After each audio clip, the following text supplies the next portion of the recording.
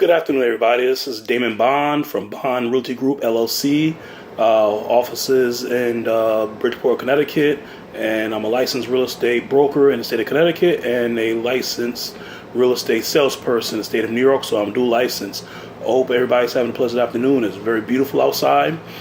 So this is a continuation of my series about the home buying process, and we'll get to the home selling process as well. I'm just giving it step-by-step videos, that way you could be a better informed consumer.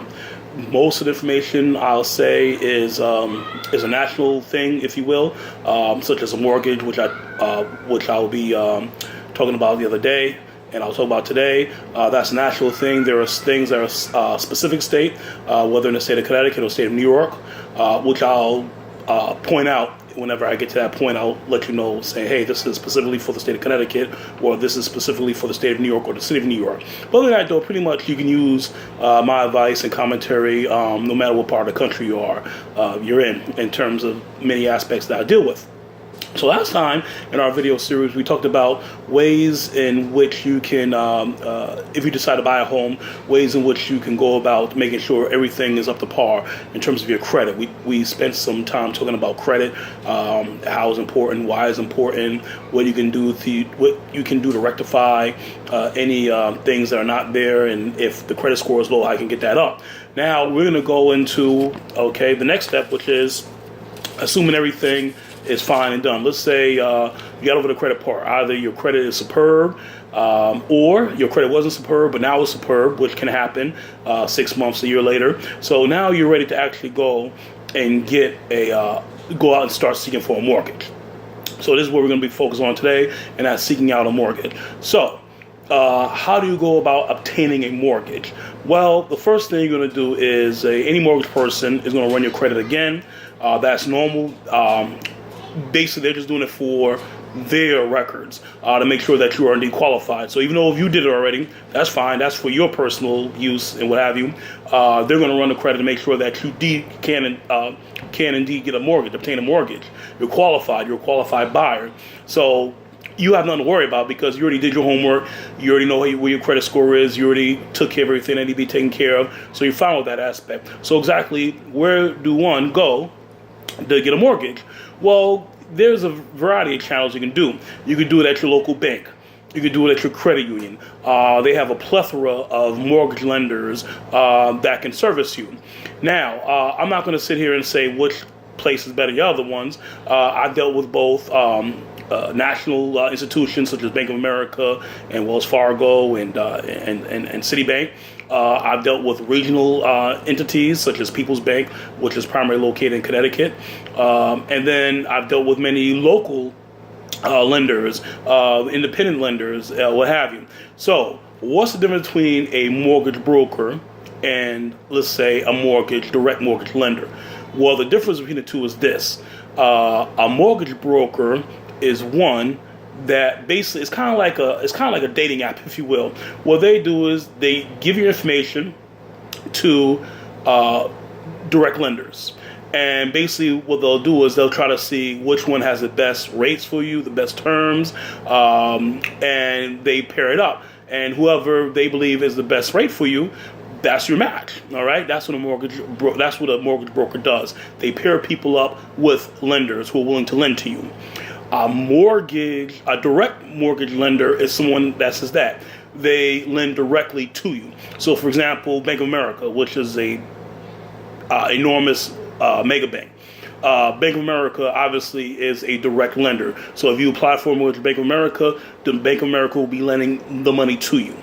Is there anyone is better than the other one? It depends.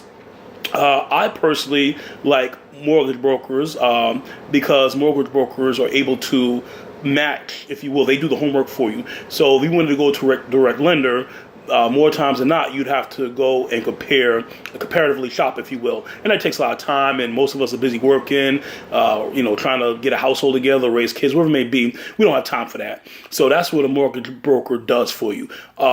Their fees are embedded later on. We're going to talk about that when we get to truth and lending disclosures. We'll get to that later on. But in the meantime, that's what it is. So I personally like mortgage brokers because they tend to pair for you. They're the middleman. They do the legwork for you, which I think is good and is less time consuming for you as an individual. So that's the difference between that. So once you decide that you're ready to obtain your mortgage, like I said before, you go to the mortgage person, mortgage broker or lender. Both people, or both institutions rather, are going to want certain information for you. They're going to want to run your credit, which I said before. Make sure you pre-qualify. Make sure you're qualified rather. And then what they're going to do is they're going to after that, after running your credit, they're going to ask for certain documentation. They're going to ask you for tax returns, W-2s, recent pay stubs, things like that. So the purpose of your credit is make sure that you're credit worthy to obtain a mortgage. And the purpose of your income, finding out, how much you made last year, how much you're making currently, is to see how much home you could qualify for. All right. As a general rule of thumb, you're usually able to qualify, and this is not science, it's the rough guide. You're able to qualify for usually anywhere between 2.5 to 3 times the amount of money that you make, as a general rule of thumb. There's some variations for that. Now, if you have no debt, literally, you probably get more. But that's just a rule of thumb. I'm not a mortgage person. I'm a real estate person. And by the way, if you have any questions or comments, you can always email me at dbond011@gmail.com. That is D, the initial of my first name, Bond, B-O-N-D, at 011@gmail.com. dbond011@gmail.com. All questions and comments are welcome. So as I was saying before, that's the purpose of those steps. And they're going to take any assets you have, any debts you may have. They take all that consideration. All right, when they're trying to generate a mortgage for you, mortgage statement for you. Okay, so another key difference is, and a lot of times people use this loosely, is pre-qualification from pre-approval. All right, you want a pre-approval. Basically, it's stronger than a pre-qual. All right, a pre-approval means that you were vetted out. It means that the person, the broker, the lender, they have vetted you out. They took all your income. They ran your credit. Basically, on paper, it looks like you could qualify for a mortgage. There are other things once you go over that hump, but it gives them a sense of, okay, yes, this person is creditworthy. This person has money in the bank, for a down payment and so forth. So we can work with this person. That's what a pre-approval is. Pre-qual is a little inferior, a lot inferior, I should say, in my opinion. And what a pre-qual does is this. A pre-qualification is basically they take your information. So if you tell them you make $100,000 a year, they'll put that down. But they don't take in things in consideration, such as your debts and assets and any of those things. So it's much weaker. So a pre-approval is much stronger.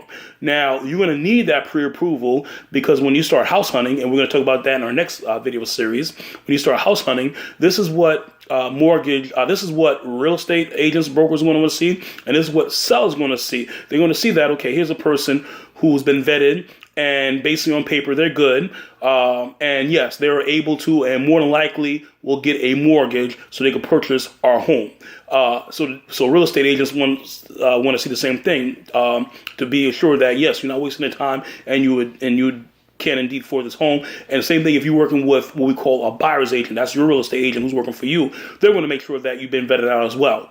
So all parties are interested in seeing this pre-approval letter, and you also should be, you want to see this pre-approval letter also because, number one, it will tell you how much home you can afford. Right. So if you can only afford $300,000 house, you're not going to be searching for $500,000 homes. So it'll give you an idea of exactly how much home you can afford.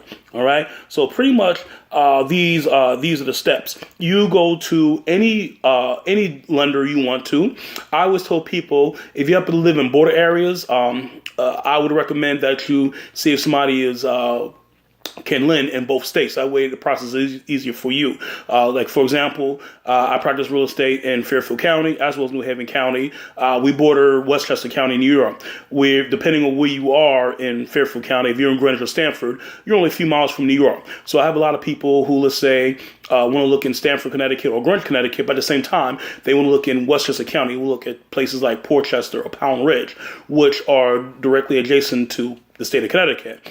And there could be reasons for this. For example, home prices are higher, let's say in Fairfield County, but the taxes are cheaper in Fairfield County compared to Westchester County, where the homes may be a little bit cheaper, but the taxes are higher. So that's why you have some people do that. So if you could, go to a lender who can lend in multiple states, let's say Connecticut and New York. So that way you don't have to worry about, find another lender for that. That way everything is streamlined. For those of you who live in Kansas City, Missouri, or Kansas City, Kansas, you may want to do this. For those of you who live in, that certain part of Illinois, which is close to Indiana, you may want to do that also, just to give you an idea of what you can do. New York, New Jersey, you get the idea. So that's my recommendation for you. So these are basically the steps of obtaining a mortgage, and once you do that, pretty much it's pretty easy selling. Once you get through that, usually pre-approvals are good for up to 60 days. They make it that long because it takes time to find a home. So you may be working with an agent. You may look, the yard may be too small, the house may be too small, maybe in a busy street. So let's face it, home buyers are very particular. So basically, the 60-day period gives you 2 months to find a home that fits for you. So you may ask yourself, what happens if I cannot find a home in 60 days, 2-month period? Well, what you do is you get a new pre-approval letter, and your lenders will do that. They'll just simply run your credit and make sure that there's no dings or anything like that, and then they'll issue you another pre-approval letter. And you should really photocopy one and give to your real estate agent you're working with. So they have a copy, you have a copy as well. Also, when you are in the process of getting a mortgage, don't make any outrageous purchases. Use the credit cards to a minimum. You don't want to do that because, let's say, don't take on any new debt. Don't go out there and try to lease a car or finance a car, because you may not get a mortgage that way. They may say, okay, you're taking on too much debt. I know a lot of people who were on the cusp of obtaining a mortgage while they were searching for the house. Don't ask me why, but I knew someone who went out to decided to go and finance a BMW. And they couldn't get a mortgage because of that. Don't lend money to relatives or anything like that. Keep your money in your pocket. You can do all these things after you obtain a mortgage, but not before you obtain a mortgage. So these are some things to look for. This is about the whole obtaining mortgage part. In our next series, we're going to discuss after you have your pre-approval, what are the next steps in terms of purchasing your home. So this is Damon Bond of Bond Realty Group, LLC, licensed in New York and Connecticut. If you have any questions, just email me at dbond011@gmail.com. Thank you and have a pleasant afternoon. Good day.